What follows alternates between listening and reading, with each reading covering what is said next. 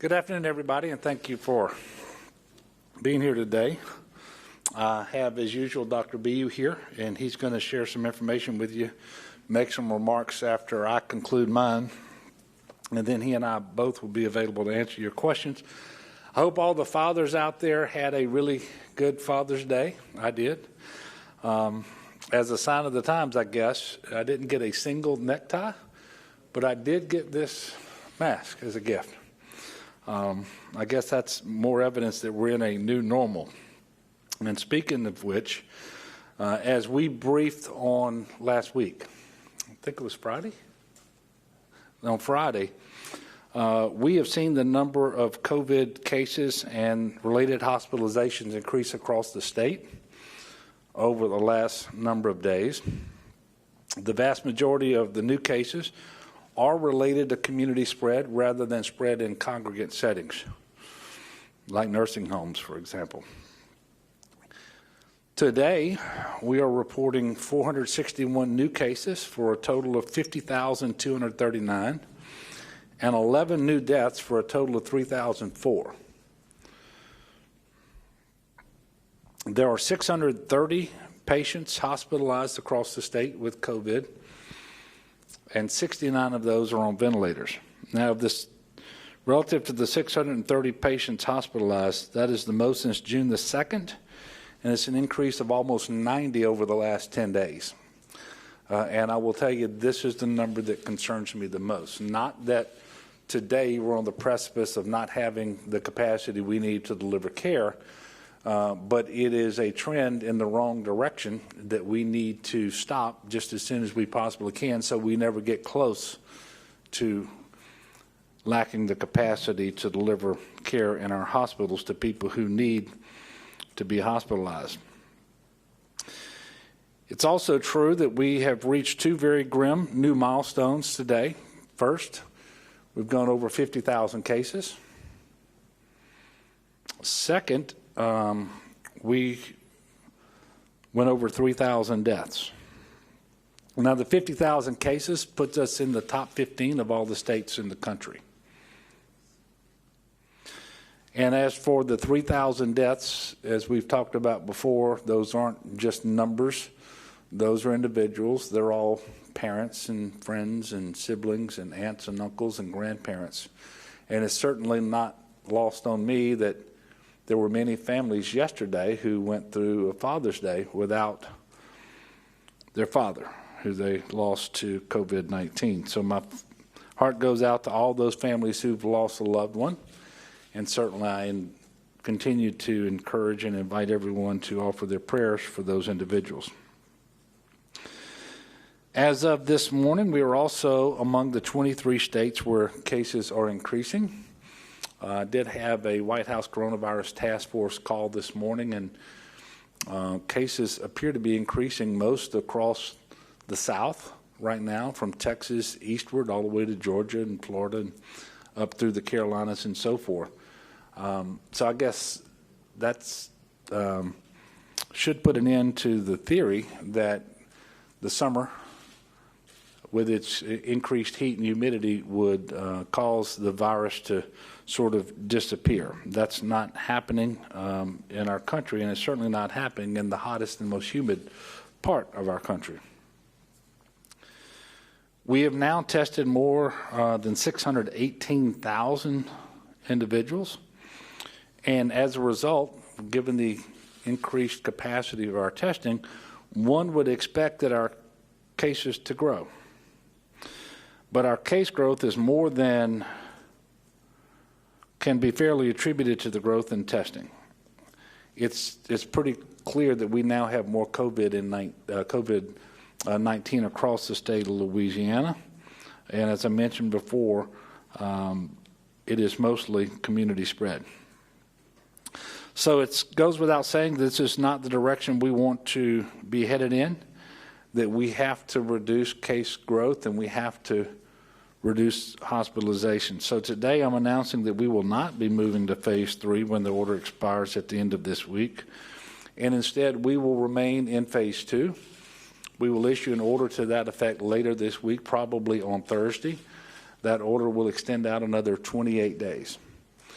2 weeks from now, we will be doing another deep data dive to see whether we can move forward or whether we need to implement more restrictions or whatever the case may be, but we will continue to be driven by the data as it relates to syndromic surveillance, cases, and hospitalizations.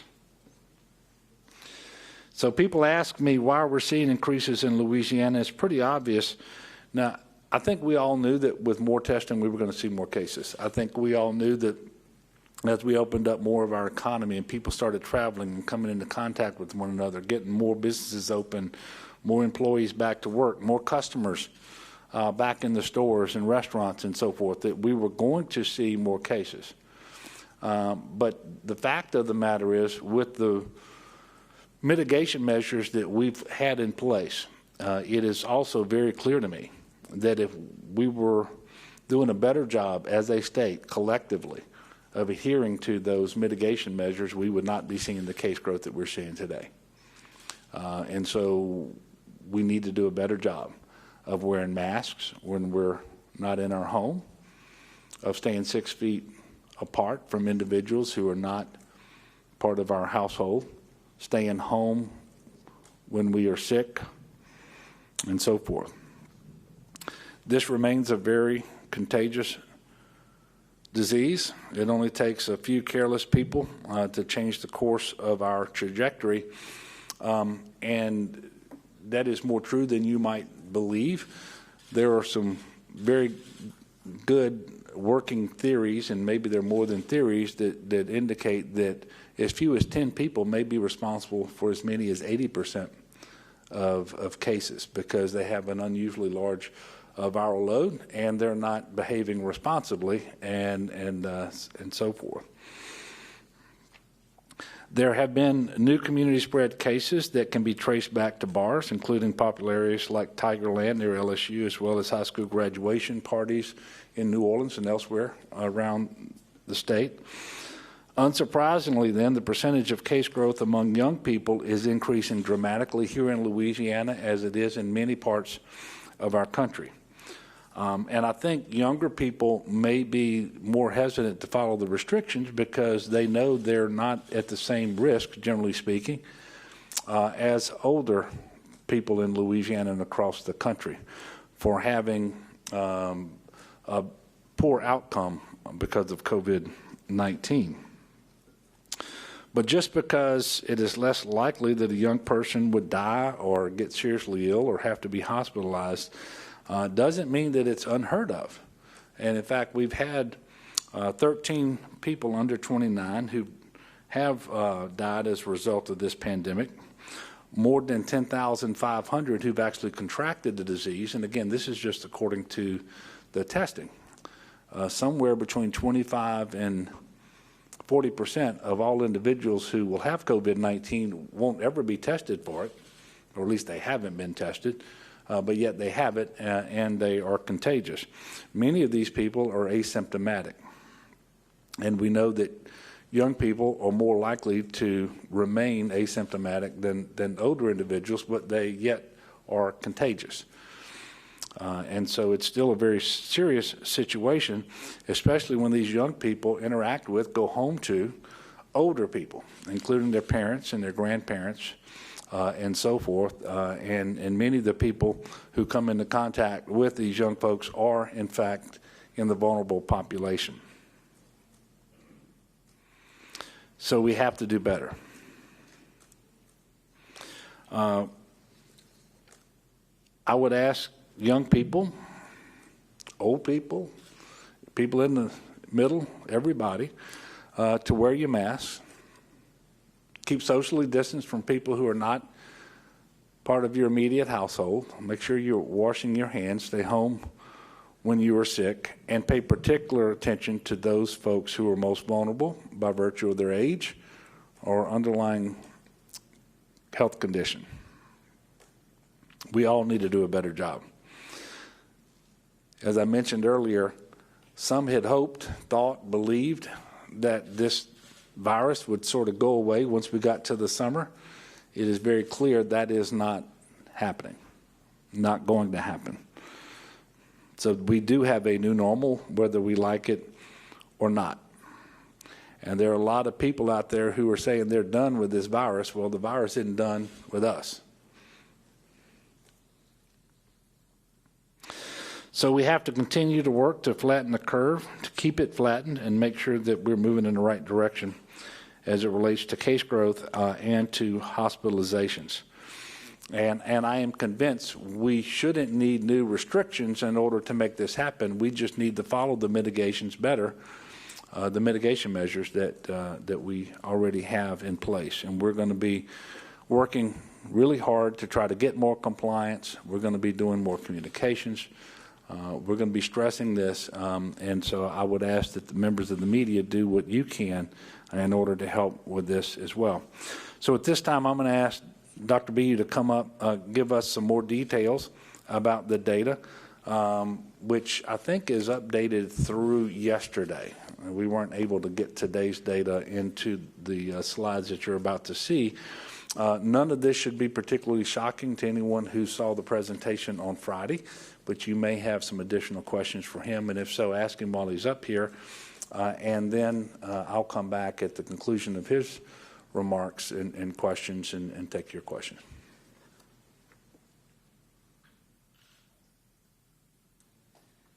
Thank you, Governor. Thank you, everybody. So we just went through this recently, as the Governor noted, so I'm going to go through the data maybe a little bit faster, which may be something that the audience is happy about. But it's important, a point that the Governor just made. When we look at the data, some of the data on cases come in, and deaths come in a little bit later than the actual onset of symptoms. When you think about it, when you're ill, it may take you a day to go to the provider's office to get tested. It takes them another day to run that test and give you a result back, then takes them another day to get the data to us. So by the time we learn about a case, it can sometimes be a little bit down the road. And so because of that, we do build in a little bit of lag time to our data, and it means that when we begin to see trends, we try to raise some alarm bells, or at least raise some flags early, because we know what could happen if that trend continues. And so you'll see some of that today. And I'll just say that's probably one of the most challenging and frustrating parts about responding to this epidemic, is that we know that the actions that we see in our data, not only is the data taking longer to get to us, but certainly the actions precede them by 2 weeks. And any actions that we were to take today based on that data could take up to another 2 weeks to have impact. So it's really important that even early signals we respond to and act accordingly. So first, just an update on the maps that I showed during the last press conference. Before, I showed you more than half the state by regions was, as the CDC would classify it, high incidence over the last 2 weeks. When we updated that data, as the Governor said through yesterday, we find that really all but what we call Region 3, or the Thibodeau-Houma area, are classified as high incidence. That means a high number of new cases, according to CDC classification, over the last 2 weeks. And when we look at the parish map, again, the point that I made previously, you see that that's distributed really throughout the state, including parishes within the Thibodeau-Houma area. Next slide. Again, we're used to showing you the dashboard of these different gating criteria that we're looking at to help make decisions or give advice to the Governor on how to proceed. This is the May 31st gating dashboard for moving into phase 2. And again, the first column shows people with symptoms of COVID. Second column shows what's going on with cases, so people with actual diagnoses through testing. And the third shows what's going on with hospitalizations. And it should be pretty striking when I show you the next slide, that there's been a significant difference between the beginning of phase 2 and where we are now today. As a state, COVID-like illness is no longer decreasing. We're seeing it plateau out. Cases are now actually increasing across the state, meaning not just at the regional level, but it's risen at the state level.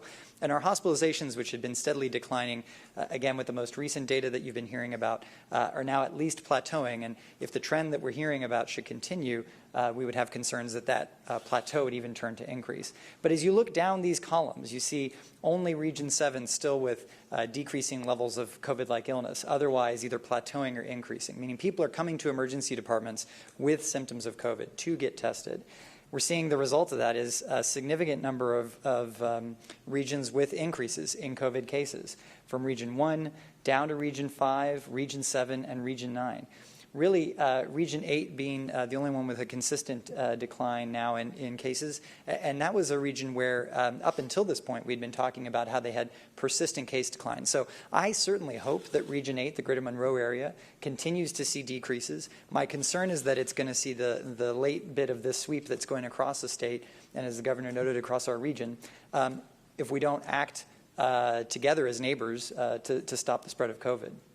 Most concerning with all of this, if we go back to the previous slide, is the rise in hospitalizations, because that's what's going to put us in a tough spot. That's the part that we were most concerned about in the early parts of this epidemic, not exceeding our healthcare capacities, our healthcare system's capacity to treat people and keep people from dying. That's the way to keep the deaths down in COVID beyond not getting infected and not spreading infection in the first place. And so here again, we see much more plateau and increases.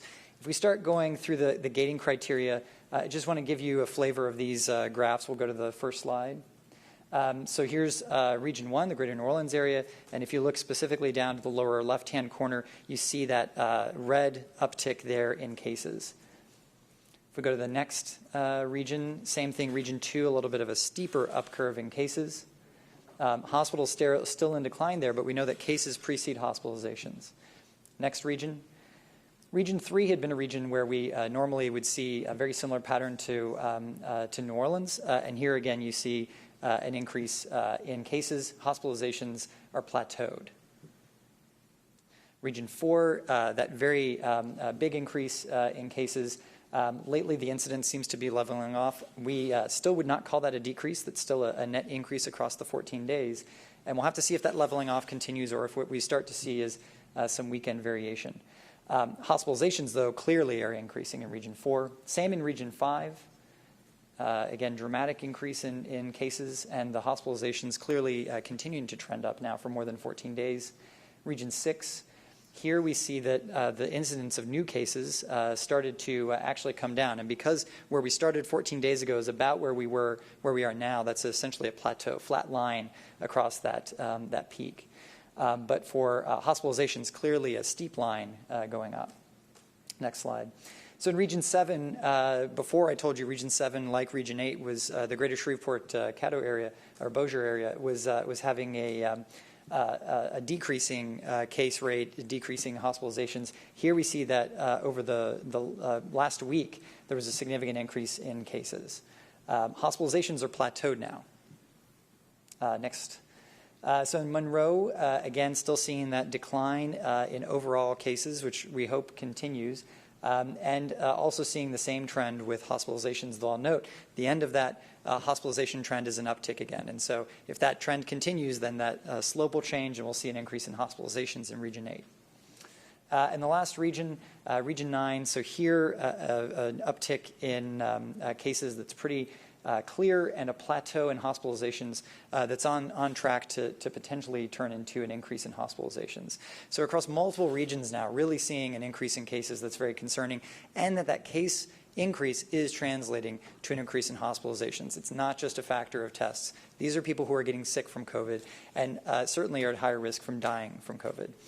Next slide, just want to touch on a point that the governor made about what we saw with the mix of different age groups across the epidemic. So this is a new way of depicting the data from what we've normally shown you on our dashboard. Each of these colored blocks, and people on TV probably, or watching TV probably can't see, each of these colored blocks really talks about, really denotes an age group and how much of the total case count they're making up. At the top in pink is less than 18, and then all the way down to purple is greater than 70 years old. The dark blue is we didn't have data on their age. No date of birth came in with those reports. What you see is, early on, we saw really a significant proportion of people with cases were really in the 40-plus age range. Large number of individuals in yellow, 60 and above, 70 and above in purple, contributing to early case counts. And then the sort of now classic graph you're used to seeing as we come down to about beginning of May with the lowest number of new cases. What we've seen in the growth since that time, though, is really a disproportionate amount of the new cases that are coming from the orange group. And the orange group are the 18 to 29-year-olds. That's the young folks who are maybe moving out and about more than the rest of us. And that may be the nature of the sectors that have opened up, the types of jobs that are out there. We also do think, to the governor's point, that part of it could be a sense of risk associated with having COVID, feeling like there are not that many deaths in my age group, so I can move out and about. And if I get COVID, it'll be like the flu, and I'll move on.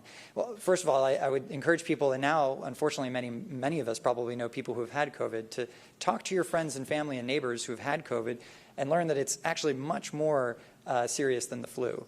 We're talking about people who experience 2 weeks of illness, and even after that, there's still some recovery period where fatigue is significant after that. That can impact your social life, that can impact your work life. But I think the most important to think about is if that orange group are 18 to 29-year-olds and are not worried about necessarily their own health, they're also sons, daughters, grandchildren. They're people who interact with the general public. They're people who can fuel the spread of this illness across our state. They're people who may be going home to their parents' houses.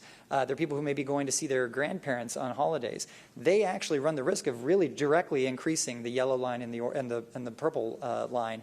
Those people who are vulnerable to dying, those people who could add to the 3,000 people we've already lost to COVID in the next couple of times we see that graph. So I really want everybody to think not just about my own risk, but again, back to the point of being a good neighbor, being a good son, daughter, granddaughter. It's about taking care of your health, taking care of your risks for spreading so that you don't fuel the spread in Louisiana and that you don't have us continuing to see the numbers of people with COVID-related deaths tick up every day.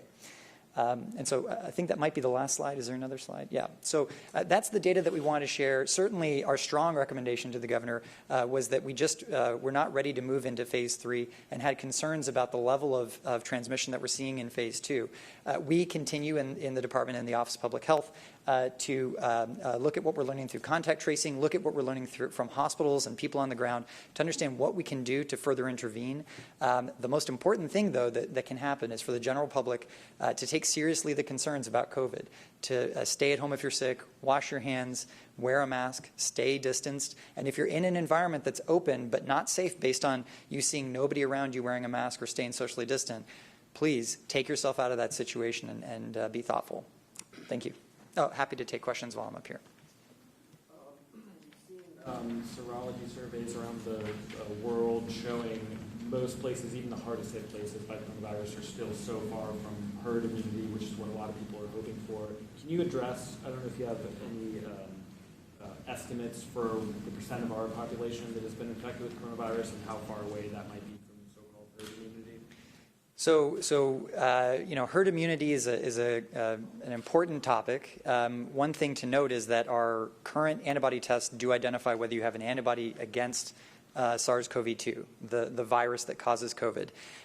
We believe, just based on the way that we're seeing trends go, that antibody presence does give you some immunization against the virus. That being said, we have not conclusively answered that. So even when we start talking about what's the seroprevalence or what's the proportion of the population that seems to have been exposed and developed antibodies in response to the virus causing COVID, it's important to note that even that information may not tell us what we really need to know for herd immunity, which is, are people who have that seroprevalence, who have those antibodies, unlikely to become reinfected if they're exposed to the virus again. That being and we know that for something like COVID, where it does spread so easily, we probably need more than 60% of the population to have those antibodies before we can actually block or have a vaccine that gives us that protection. So it's a long-winded answer to say we don't actually have prevalence studies that we've done within the state. I know of some that are about to be released, and I can say that they're on par with what we've seen in other areas where overall seroprevalence rates are low, below 10%. And the indication would be that the vast majority of us are still what we would call susceptible, meaning we can still get infected, as we saw 2 weekends ago. We can still acquire the virus and spread the virus and still have a lot of impacts from it. Any other questions? Can you talk about why 28 days instead of maybe 2 weeks or 3 weeks? Or I know the government will say that. that may be a question for the governor, yeah. Thank you.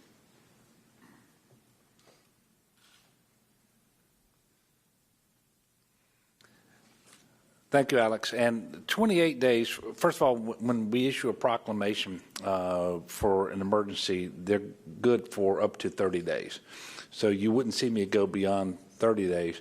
And when we're continuing the current phase, it just seemed to me it would be best to go out 4 weeks so we stay on the same cycle of reviewing this on early in the week with a potential change on that Friday. But having put it in effect for 28 days, as I mentioned in my prepared remarks, 2 weeks from now, we will be doing a deep data dive to see where we are. We'll do it again, if necessary, a week later as well. And so you won't be waiting 28 days before we come back and tell you where we are, whether we're making progress or whether we're not making progress. And I did want to point out, because I was looking at the numbers earlier today, on April the 13th, we were, I think, somewhere over 2,100 individuals hospitalized. And then we had a very slow, very steady decline till June the 13th, where we got to 542. That's the lowest number we had. And if you think that when we say 14 days from activity is when you expect to see something, what was 14 days before June the 13th? It was Memorial Day. And it was very slow at first, but a perceptible trend started right at that time with increased hospitalizations that have continued to increase through today, where we have, as we reported, 630 individuals in the hospital. So up almost 90 since June the 13th. So I thought I would just point that out. It really does take 2 weeks to make a difference. But the sooner you get started, the sooner that happens. Yes, sir. Governor, given the new data, particularly involving young people, do you trust the, for example, Tigerland clientele to behave appropriately right now? Well, look, obviously we all need to stress the importance of adhering to the mitigation measures. And when you have young people who are out, really not just young people, and this is something that Alex and the public health professionals have been talking about for a long time.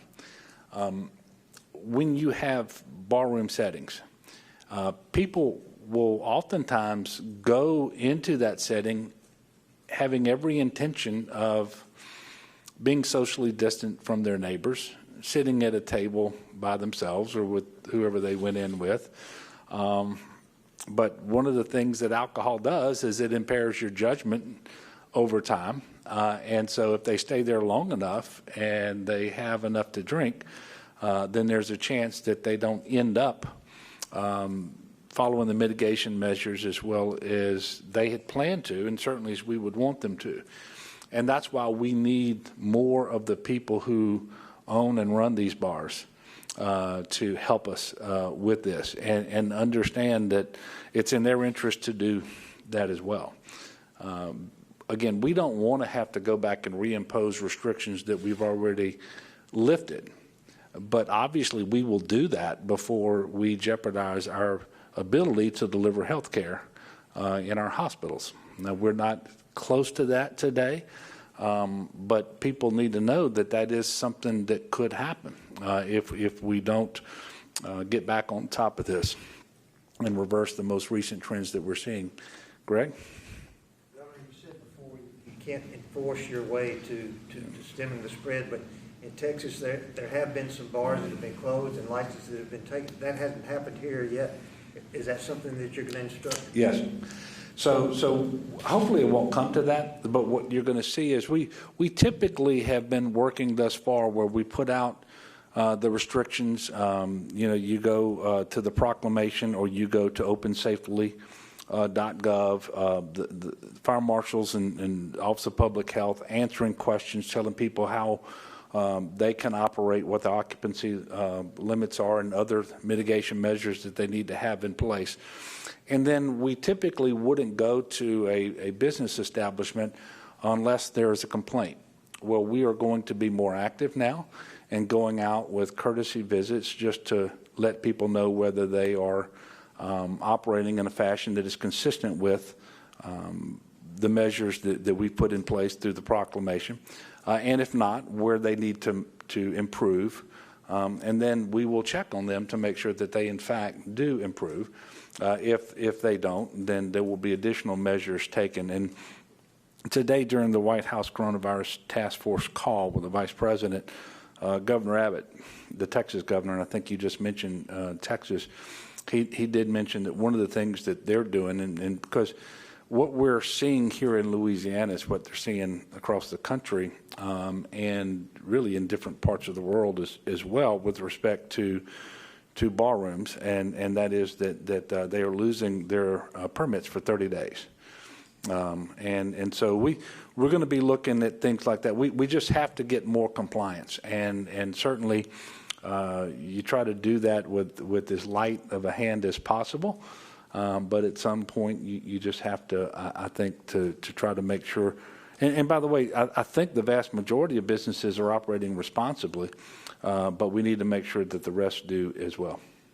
Governor, Yes, sir. Clarify, have any bars or any other businesses in Louisiana had their permits revoked for not following social distancing? I'm not aware of that now. We do have some that have chosen to close again, but I think they did that themselves. I don't believe that we have done that thus far, and we're not going to start off doing that going forward, but we are going to do what we can to get more compliance, and then after we've explained to a particular establishment where they're coming up short and what we're needing them to do to correct that, if they fail to address the areas that we're telling them that need additional attention, then that certainly would be an option for us. Yes, sir. Can you kind of talk, leading up to today's decision, the discussion y'all had about maybe at this time putting in more restrictions on certain places versus deciding we're going to hold off, especially you mentioned house or graduation parties and bars. You can't really restrict house parties. You can with bars. Can you kind of talk about the decision to weigh both sides today? Well, first of all, we've been on a pretty decent glide path until several days ago. And just about every day we were coming in and we were reporting fewer people in the hospital and fewer cases. And I just think over time you had, and fatigue starts to set in, I should say. And so over time, I just think you had the public here and elsewhere around the country that just believed that we were going to stay on that path regardless. That obviously isn't the case. And we sort of bottomed out, and now we're starting to ascend again as it relates to cases, which isn't my number one concern. We expected to grow in cases as we were doing more testing. It's the number of new people in the hospital. That's the number one concern that I have. And so I don't believe now that because we're nowhere near threatening our capacity to deliver health care today. We're just starting to see the beginning of a new trend that we don't like and don't want to stay on any longer than is necessary. So now isn't the time, I think, to go back, for example, with the phase 1 restrictions or phase 0, the stay-at-home order. But we do need to do a better job of getting compliance with the mitigation measures that we have in place, with the restrictions that remain in place. And we're going to do that through improved communication.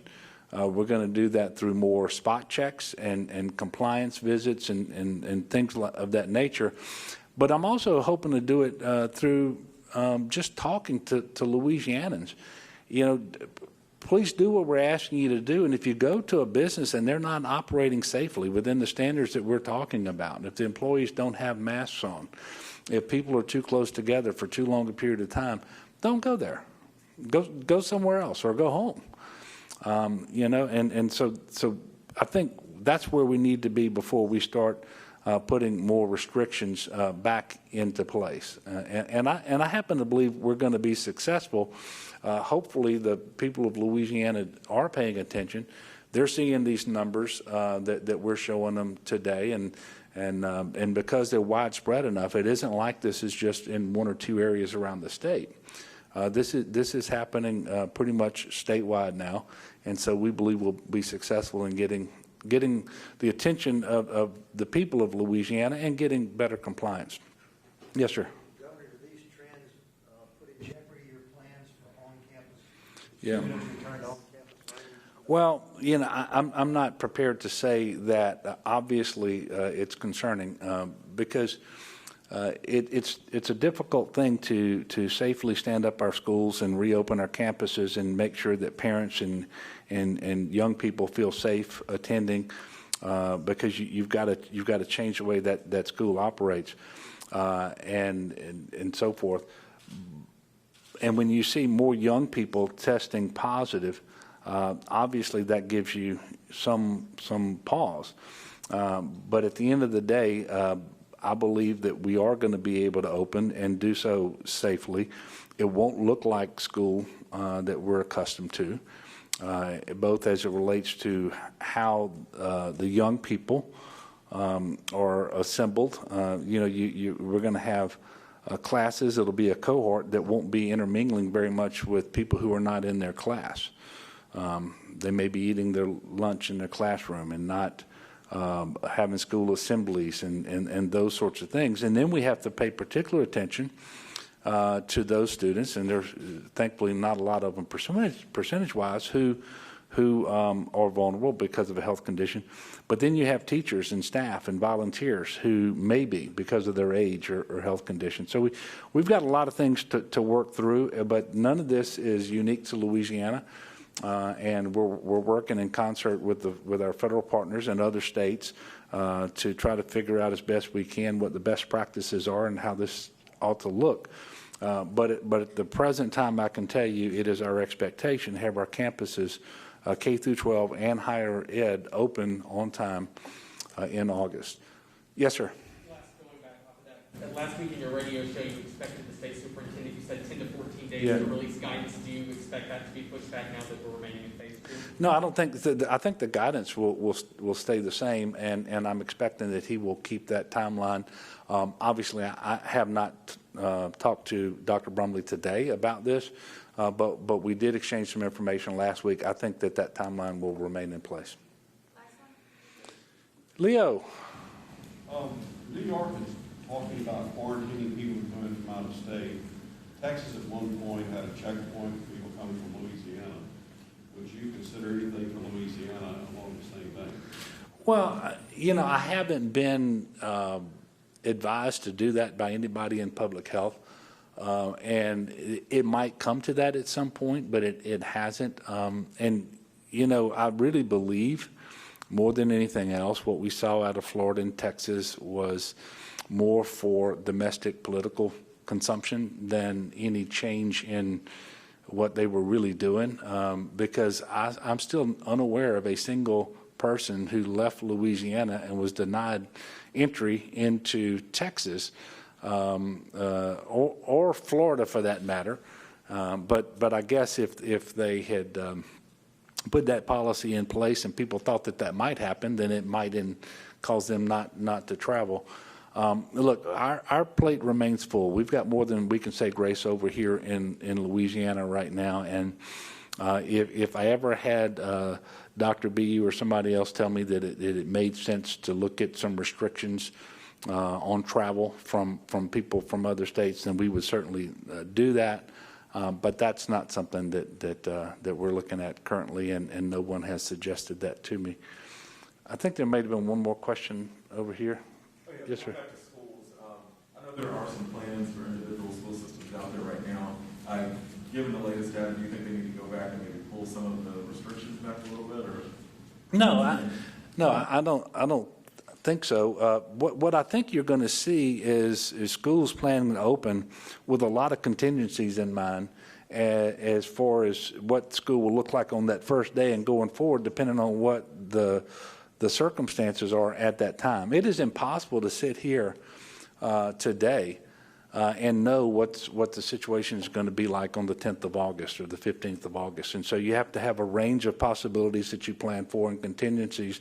And I know that's how higher ed is operating. That's what K through 12 is doing. Not just Dr. Brumley, but in districts all across the state of Louisiana. And so we just need to develop those plans, make sure the resources that we're going to need or potentially will need are in place, and then they will make that final call when we get close to that first day. Look, I want to thank y'all for coming out. Obviously, we have some work to do in Louisiana.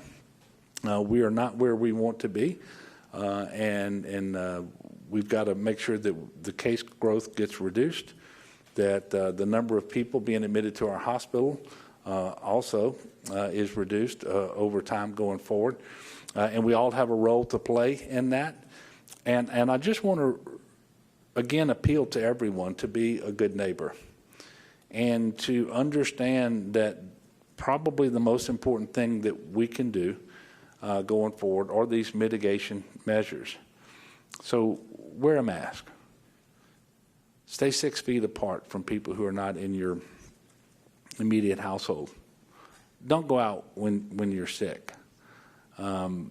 And don't wait until you feel sick to decide that you probably ought to put a mask on, because there's an awful lot of transmission of this virus and new cases developed because people who never get sick, they remain asymptomatic throughout the time that they are carrying the virus. And then you also have people who will become symptomatic, but they started spreading up to 48 hours before that. And so if they wait, and by the way, during that 48 hours, that's some of the highest viral loads that they're going to have. And so if they wait until they feel sick, then we're going to keep spreading this far beyond anything that is necessary or warranted. And so I would just ask people to do that. It's very important. And I'd also ask the young people to make sure that you're paying attention and know that the case growth among the younger demographic is growing faster than any other here in Louisiana and elsewhere.